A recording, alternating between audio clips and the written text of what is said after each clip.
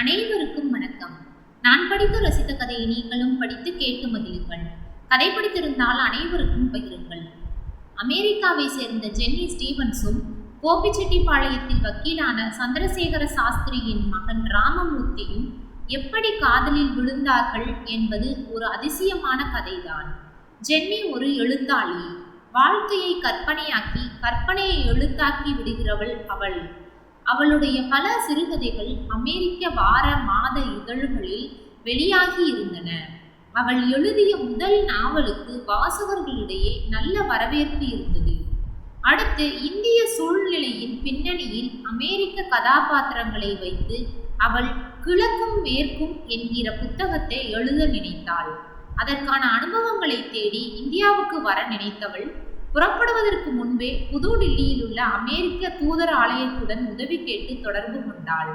அவர்கள் ஜென்னிக்கு உதவும் பொருட்டு பிரசாத் சக்கரவர்த்தி என்கிறவனிடம் பொறுப்பை ஒப்படைத்து இருந்தனர். பிரசாத் தூதரகத்தில் வேலை பார்க்கிற ஒரு ஆபீசர். கலகலப்பானவன். பஸ்ஸுக்காக கியூவில் நிற்கும் போது கூட அந்த சில நிமிடங்களில் முன்னும் பின்னும் நிற்பவர்களை சிநேகம் பிடித்து கொண்டு விடக்கூடிய சாமர்த்தியம் அவனுக்கு உண்டு. ஒரு அறிமுகத்துக்கு முன்னுரை, ஒரு கவர்ச்சியான புன்னகை, ஒரு ப்ளீஸ், ஒரு தேங்க்ஸ், இவ்வளவே என்பது அவன் ஃபார்முலா. அவற்றை கொண்டு பிரசாத் சேர்த்து கொண்ட நண்பர்களின் பட்டியலில் ராமமூர்த்தியும் இருந்தான். ராமமூர்த்தி மத்திய அரசில் வேலை பார்ப்பவன். 5 இலக்கத்தில் சம்பளம் வாங்கும் அதிகாரி. காலை 8 மணிக்கு ஆபீஸ்க்கு ஓடி இரவு வரை லொங்கு லொங்கு என்று வேலை பார்க்கிற மனசாட்சியுள்ள பொதிமாடு. மீதம் நின்று போன ஃபைல்களை வீட்டுக்கு தூக்கி வந்து விடிய விடிய பார்த்து முடிக்கவே அவனுக்கு நேரம் சரியாக இருக்கும். அவன் திருமணம் செய்து கொள்ள வேண்டும் என்று வற்புறுத்தி சொல்லி அவன் தாய் ஓய்ந்து போனாள். அப்பா சாஸ்திரி அதை பற்றி எழுதி அவர் பேனாவில் மை தீர்ந்து போயிற்று.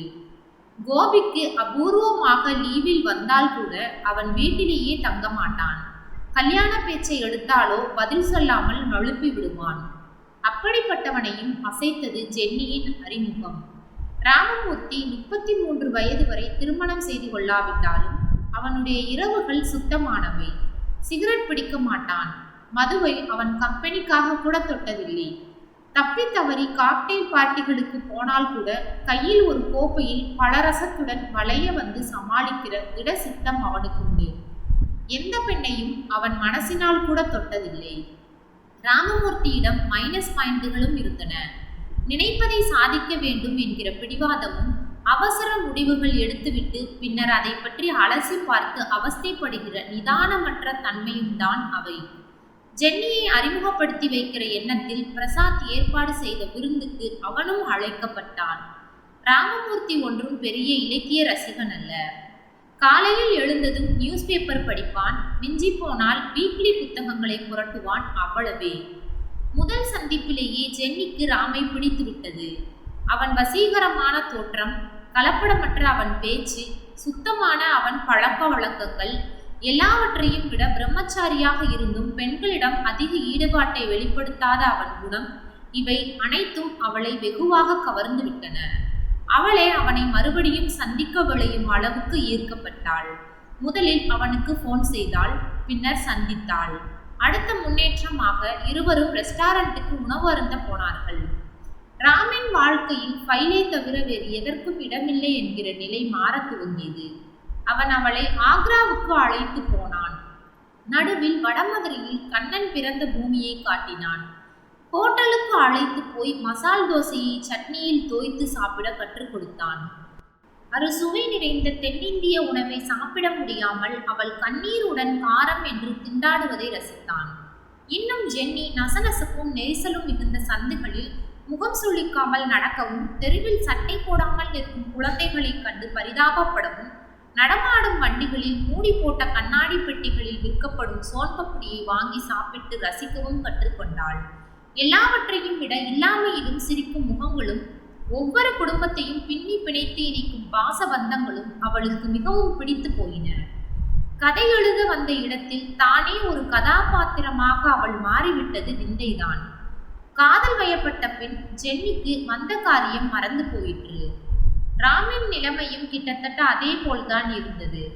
இருவரும் தங்கள் மனநிலையை பரிமாறிக்கொள்ள முற்பட்ட பொழுது ஜென்னி தான் ஏற்கனவே திருமணம் செய்து கொண்டு விவாகரத்து கோரியவள் என்கிற உண்மையை அவனிடம் வெளியிட்ட பொழுது ராமுக்கு சற்று அதிர்ச்சியாகத்தான் இருந்தது. இருப்பினும் ஜென்னி அவனை நேசித்து அவனுடையவளாகவே இருக்கும் வரை தான் அவள் கடந்த காலத்தை பற்றி கவலைப்பட தேவையில்லை என்ற முடிவுக்கு வந்தான். எல்லாவற்றையும் விவரமாக எழுதி பெற்றோர்களிடம் சம்மதம் கேட்டான். அவன் கடைசியாக சேர்த்திருந்த வாக்கியம் அவர்களை ஊமையாக்கிவிட்டது. உங்களுக்கு விருப்பம் இல்லாவிட்டாலும் இந்த திருமணம் நடக்கும். அவன் தாய் அப்படியே இடிந்து போனாள். குடும்பத்தில் தலைப்பிள்ளை, அவனுக்கு கீழ் வாழ்க்கையை எதிர்பார்த்து ஒரு பெண்ணும் கல்லூரியில் படிக்கும் ஒரு பிள்ளையும் இருந்தார்கள். அவர்களுடைய எதிர்காலத்தை பற்றி தான் அவள் அதிகமாக கவலைப்பட்டாள். அதை பற்றியெல்லாம் சிந்திக்காமல் ராம் எடுத்த அவசர முடிவு அவளை திகைக்க வைத்தது. இதற்கு அவன் திருமணம் செய்து கொள்ளாமல் பிரம்மச்சாரியாகவே இருந்திருந்தால் கூட தேவலை என்று ஒரு கணம் அவள் எண்ணினாள். அந்த வேதனையில் ஒரு வாரம் சாப்பிடாமல் கிடந்தாள். சாஸ்திரி அதை வேதாந்தமாக எடுத்துக்கொண்டார். அவனவனுக்கு யார் விதிச்சிருக்கோ அவள்தான் கொண்டாட்டியாக வருவாள். அதற்காக மனசை போட்டு ஏன் இப்படி அலட்டிக்கிற? ராம் சந்தோஷமாக இருந்தால் சரி என்று சொன்னாரே தவிர அவர் மனசுக்குள்ளும் ஒரு சிறிய நெருடல் இருந்தது. ராம் அந்த திருமணத்தினால் உண்மையிலேயே சந்தோஷமாக இருப்பானா என்று தனக்குள்ளேயே அடிக்கடி கேட்டுக்கொண்டார். குழந்தையிலிருந்தே அவன் குணத்தை அவர் நன்கு அறிந்திருந்தார். ராமுடைய திருமணத்திற்கு அவன் உறவினர்கள் யாருமே வரவில்லை. சாஸ்திரி மட்டும் ஒரு வாழ்த்து தந்தியுடன் மருமகளுக்கு அன்பளிப்புடன் ஒரு செக்கும் அனுப்பி வைத்தார். பிரசாத் எல்லா ஏற்பாடுகளையும் கவனித்துக் கொண்டான். இருவரும் மதம் மாற விரும்பவில்லை. ஆதலால் ரிஜிஸ்டர் கல்யாணம் நண்பர்கள் முன்னிலையில் நடந்தது. தன்னுடைய திருப்திக்காக அவளுக்கு தென்னிந்திய முறையில் தாடியும் அணிவித்தான் ராம். அடுத்த கணமே தான் தவறு செய்து விட்டோமோ என்கிற உறுத்தல் அவன் மனதில் தோன்றிவிட்டது. தன் திருமணத்தை பார்க்க நெடு நாளாக ஆசைப்பட்ட தாய் வர முடியாமல் ஒரு சூழ்நிலையை உருவாக்கி கொண்டு தான் இப்படி ஒரு திருமணம் செய்து கொண்டது அவசியம்தானா என்று தன்னைத்தானே கேட்டுக்கொண்டான். கூடவே தன் பெற்றோர்கள் இன்னும் கொஞ்சம் பரந்த மனப்பான்மையுடன் நேரில் வந்து ஆசி வழங்கி இருக்கலாமோ என்றும் தோன்றியது. தேனிலவுக்கு ஊட்டிக்கு போனவன் மனசு கேட்காமல் ஜென்னியுடன் திடீரென்று கோபிக்கு போய் நின்றதும் அவர்களை வரவேற்பதா வேண்டாமா என்று அவன் வீட்டார் திணறி போனார்கள். வீடேறி வந்துவிட்டவனுக்கு விருந்து படைப்பதை தவிர வேறு வழி தெரியவில்லை. அவன் தாய் சமையலறை என்னும் சிறைக்குள் புகுந்து கொண்டு தலையை வெளியிலேயே நீட்டவில்லை. அதே தெருவில் இருந்த அவன் தாய் வழி பாட்டியோ அவன் முகத்தை திரும்பி பார்க்க கூட மறுத்துவிட்டாள். பூஜை அறை வாசலில் இது எங்கள் கடவுள் இல்லையே என்று ஜென்னி தயங்கி நின்றதை பார்த்ததும் தான் ராமுக்கு சுருக்கென்று மனதில் முள் பாய்ந்தது. ஆனால் அவன் தந்தை அதனால் பாதிக்கப்படவில்லை என்பது. ராம், உன்னுடைய உணர்ச்சிகளை அவள் மதிக்க வேண்டும் என்று நீ நினைப்பது போல் அவளுடைய சுதந்திரங்களையும் நீ ஒப்புக்கொள்ள கற்றுக்கொள் என்று சாஸ்திரி அவனுக்கு உபதேசித்த போது புரிந்தது. திரும்பி வந்த பின் ராமின் மன உறுத்தல் இன்னும் அதிகமாயிற்று. அவன் வீட்டில் அவனுடன் யாருமே சரியாக பேசவில்லை. அனைவர் முகத்திலும் ஒரு சோகம் தெரிந்தது. அதற்கு அவன் பொறுப்பாளி ஆகிவிட்டானோ? ஜென்னியை முழுக்க முழுக்க ஒரு தென்னிந்திய பெண்ணாக மாற்றி காட்டினாலாவது அவன் வீட்டவர்கள் அவளை ஏற்றுக்கொள்வார்கள் என்னும் ஆசை ஆவேசமாய் அவனை பற்றி கொண்டது. அதன் விளைவாக ஜென்னி பெயரை மாற்றிக்கொண்டு ஜனனியாக வேண்டும் என்று வற்புறுத்த துவங்கினான். திருப்திப்படுத்துவதற்காக புடவை கட்டி கொள்ளவும் சைவ உணவை சமைக்கவும் தமிழ் எழுத கற்கவும் தயாராக இருந்த ஜென்னி அவனுக்காக மது அருந்துவதையும் புலால் உண்பதையும் சிகரெட் பிடிப்பதையும் விட்டுவிட முயன்ற ஜென்னி தன் பெயரை மட்டும் மாற்றிக்கொள்ள தயாரில்லை என உறுதியாக மறுத்துவிட்டாள். பெயரை மாற்றிக்கொண்டால் தொடரப்போகும் அவன் கோரிக்கைகளுக்கு சம்மதிக்க தன்னால் முடியாது என்று அவளுக்கு தோன்றியது. இதற்கிடையில் ஜென்னி விண்ணப்பித்துக் கொண்டதன் பேரில் அவள் விசா தொடர்ந்து 1 ஆண்டு காலத்துக்கு நீடிக்கப்பட்டது. ஜென்னி தன்னுடைய மனப்போக்குக்கு முழுக்க முழுக்க கட்டுப்படுவாள் என்று நினைத்த ராமுக்கு அவள் மறுப்பு சற்று ஏமாற்றத்தை அளிக்கத்தான் செய்தது. திருமணமான பின் தன் பெற்றோருக்கு அவன் பண உதவி செய்ய முயன்ற பொழுது காலி கவரில் விலாசமிடப்பட்டு 2ஆக குளிக்கப்பட்ட அவன் அனுப்பிய காசோலை மட்டும் திரும்பி வந்தது. இதற்கிடையில் அவன் அழைக்கப்படாமலேயே அவன் தங்கை ஷியாமளாவின் திருமணம் நடத்தப்பட்டதாக கேள்விப்பட்ட போது அவனுக்கு தூக்கி வாரி போட்டது. ஒரே அடியாக ஒதுக்கப்படும் அளவுக்கா அவன் பெரிய தவறு இழைத்து விட்டான்? ராம் கோபத்துடன் தன் தந்தையை சாடி எழுதிய பொழுது உடனடியாக அவரிடமிருந்து பதில் வந்தது. ஷியாமளாவின் புகுந்த வீட்டார் ஆச்சாரமானவர்கள். அப்படிப்பட்டவர்கள் நம் குடும்பத்தில் சம்பந்தம் செய்து கொள்ள சம்மதித்ததே பெரிய அதிசயம்தான். திருமணத்துக்கு நீ வந்து குழப்பம் நிகழக்கூடிய ஒரு சூழ்நிலையை நான் தவிர்க்க நினைத்ததால் அழைப்பு அனுப்பவில்லை. உனக்கு உன் சந்தோஷம் மட்டுமே முக்கியமாக பட்ட மாதிரி எனக்கு என் பெண்ணின் மகிழ்ச்சியும் நல்வாழ்க்கையும் நிலைக்க வேண்டும் என்று தோன்றியது. வீணாக கோபப்படாமல் நான் சொல்லுவதில் நியாயம் இருப்பதை உணர்ந்து கொள். மணமகன் சிவராமன் மும்பையில் அணுசக்தி நிலையத்தில் இன்ஜினியராக இருக்கிறான். மிகவும் நல்ல பையன். உன் தங்கையின் நல்வாழ்க்கைக்காக நீ சற்று ஒதுங்கி இருப்பதே நல்லது என்று உன் தாய் அபிப்பிராயப்படுவதை தெரிவிக்க சொன்னாள். ஜென்னிக்கும் உனக்கும் என் ஆசிகள். அப்பா சாஸ்திரியிடமிருந்து அந்த கடிதம் வந்த பின் ராம் மாறிப்போனான். மனோதிடம் இல்லாதவர்கள் வாழ்க்கையில் எந்தவித உறுதியான முடிவையும் எடுக்க லாயக்கற்றவர்கள் என்பதை ராம் நிரூபித்து விட்டான். ஜென்னியை திருமணம் செய்து கொள்வதற்கு முன்னால் யோசித்திருக்க வேண்டிய விஷயங்களை எல்லாம் இப்போது நிதானமாக சிந்திக்க முற்பட்டான். தங்களுக்கு பிறக்கப் போகும் சந்ததியின் எதிர்கால பிரச்சனைகள் இப்போதே அவன் முன் விசுவரூபம் எடுத்து வியாபித்தன. அவனோ ஜென்னியோ யாராவது ஒருவர் விட்டு கொடுத்தால் ஒழிய குழந்தைகளை வளர்ப்பது கஷ்டமாகத்தான் இருக்க போகிறது.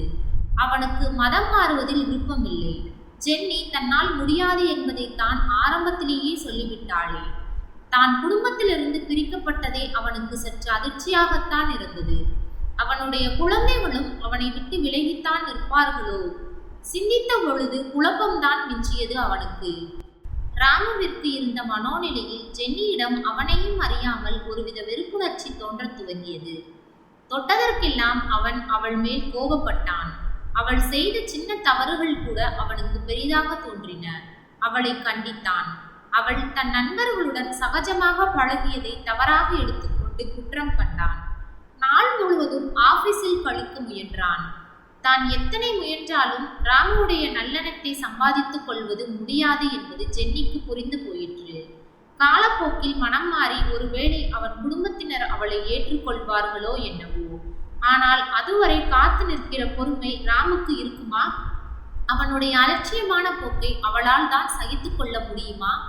அவனுக்காக அவள் தன்னை இத்தனை தூரம் மாற்றிக்கொண்டதே அதிகம்தான்.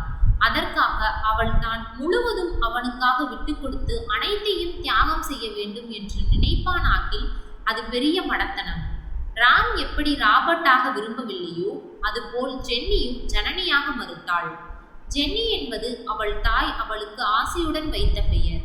அவளுடைய பசுமையான குழந்தை பருவத்தை, இனிமையான நினைவுகளை, அன்பான அவள் தாயின் பாசத்தை மனதில் நிறைக்கும் பெயர். அதையும் துறந்து தனித்தன்மை என்று சங்கமித்து போகிற எண்ணம் அவளுக்கில்லை. இவற்றையெல்லாம் திருமணத்துக்கு முன்பே யோசித்து அவள் அவனுடன் பேசி முடிவெடுத்திருக்க வேண்டும். ஆனால் இப்போது மிகவும் காலம் கடந்து விட்டது. ஜென்னி செய்வதறியாமல் சஞ்சலத்தில் மூழ்கி கொண்டிருந்த பொழுது ஒரு நாள் மாலை பிரசாத் ராமை பார்க்க வந்திருந்தான். அப்போது அவன் வீடு திரும்பி இருக்கவில்லை. தன் கணவனுடைய நண்பன் என்கிற முறையில் அவனை உபசரித்த ஜென்னி அவனுடன் அமர்ந்து பேசிக்கொண்டிருந்த பொழுது ராம் உள்ளே நுழைந்தவன் தன் நண்பனை கூட வரவேற்காமல் ஜென்னியை பார்த்து, "ஓ, மூன்றாவது கணவனை தேட முற்பட்டு விட்டாயா?" என்று எரிச்சலுடன் கேட்டான். அதிர்ந்து போன பிரசாத் ராம் என்று திகைப்பான குரலில் சொல்லி ஸ்தம்பித்து போனான். பிரசாத், நீயாவது ஜாக்கிரதையாக இரு. நான் அனுபவிக்கும் நரகம் போதும். ராம் ஜென்னியை கோபத்துடன் பார்த்தான். கோபமும் மதுவை போன்று மனிதனை செயலிழந்து போக வைக்கும் மயக்கத்தை அளிக்கக்கூடியதோ? இல்லையென்றால் ராம் அப்படி பேசியிருப்பானா? மேலளவில் ஏற்றுக்கொண்டாலும் அவள் கடந்த காலமும் ராமின் வெறுப்புக்கு காரணமாக இருக்குமோ? ஜென்னி மௌனமானாள். அவள் கண்களில் அருவி வழிந்தது. திருமணம் அவளுக்கு ராசியாகி வரவில்லை. அவள் எழுதுவதை விட்டுவிட வேண்டும் என்று அடித்து துன்புறுத்திய முதல் கணவனிடமிருந்து மனக்கசப்புடன் அவள் விடுதலை வாங்கிக் கொள்ள நேர்ந்தது. இப்போது இனியும் யோசித்துக் கொண்டிருப்பதில் பயனில்லை. அவள் பழையபடி ஜென்னி ஸ்டீவன்ஸ் ஆகி வந்த வேலையை கவனிக்க வேண்டிய நேரம் வந்துவிட்டது. ஜென்னி அவசரமாக தன் உடைகளை எடுத்து பெட்டியொன்றில் திணித்து கொண்டாள். அதை அழுத்தி மூடி கையில் எடுத்து கொண்டாள். மெல்ல நடந்து வந்து ராமின் முன் ஒரு கணம் தயங்கி நின்றாள். ராம், நீங்கள் நரக வேதனை அனுபவிக்க காரணமாகி விட்டவளாக என்னை கருதுவீர்களானால் அதற்காக நான் மன்னிப்பு கோருகிறேன். மனதளவில் நெருங்கிவிட்டதாக தவறாக புரிந்து கொண்டு மன வாழ்க்கையில் புகுந்துவிட்ட நாம் இப்போது நமக்கிடையே இணைய முடியாத அளவுக்கு பெரிய பாதாளமே இருப்பதை பார்க்க முடிகிறது. எப்போது அதை உணர்ந்து கொண்டாகிவிட்டதோ இனியும் நாம் கணவன் மனைவியாக வாழ முயல்வதில் அர்த்தமில்லை. அதனால் நான் இந்த வீட்டை விட்டு வெளியேறுகிறேன். ராம், உங்களுடைய அனுமதியின்றி உங்கள் பெயரை என்னுடையதுடன் இணைத்து எந்த விஷயத்துக்காகவும் பயன்படுத்த மாட்டேன். ஆனால் இந்த மண்ணில் கொஞ்ச காலம் வாழ்ந்து விட்டதன் காரணமாக உங்களால் அணிவிக்கப்பட்ட இந்த மங்கள நான் நீங்களாக சட்டப்பூர்வமாக கேட்டு பெற நினைத்தாலொழிய என் கழுத்திலேயே எப்பொழுதும் இருக்கும். ஜென்னி பெட்டியுடன் வேகமாக வெளியேறினாள். பிரசாத்தும் ராமுவும் செயலற்று போய் நின்றார்கள். அவள் சென்ற பிறகு அவள் பேசிய இந்த மங்கள நான் நீங்களாக சட்டப்பூர்வமாக கேட்டு பெற நினைத்தாலொழிய என் கழுத்திலேயே எப்பொழுதும் இருக்கும் என்ற வார்த்தைகள் அவன் காதில் ஒலித்து கொண்டே இருந்தன. தான் எவ்வளவு கீழ்த்தரமாக பேசி ஜென்னி மனதை நோகடித்து விட்டோம். தன்னுடைய அவசர முடிவால் அனைத்துமே தவறாகவே முடிகின்றன என்பதை நினைத்து வருந்தினான். பிரசாத்தும் அவன் பேசியது மிகப்பெரிய தவறு என சூசகமாக எடுத்துரைத்தான். அப்பா சாஸ்திரிக்கு இந்த விஷயம் தெரிந்து ராமிடம் மிக தெளிவாக பேசினார். அதன் பிறகு ராம் யோசித்தான். ஜென்னியை அப்படியே ஏற்றுக்கொள்வதுதானே நியாயம். ஆனால் தனக்காக அவள் எத்தனையோ மாற்றிக்கொண்டாள். அவளை போய் தான் அவ்வாறு பேசியிருக்க கூடாது என தோன்றவே ஜென்னியிடம் மன்னிப்பு கேட்டு அவளை தன் மனைவியாக மனப்பூர்வமாக ஏற்றுக்கொண்டதை புரிய வைத்து அழைத்து வர கிளம்பினான் ராம். நன்றி. கதை பிடித்திருந்தால் லைக் பண்ணுங்க, ஷேர் பண்ணுங்க, சப்ஸ்கிரைப் பண்ணுங்க. உங்களுடைய கருத்துக்களை கமெண்ட் பாக்ஸில் தெரிவிக்கவும். தங்கள் ஆதரவிற்கு நன்றி.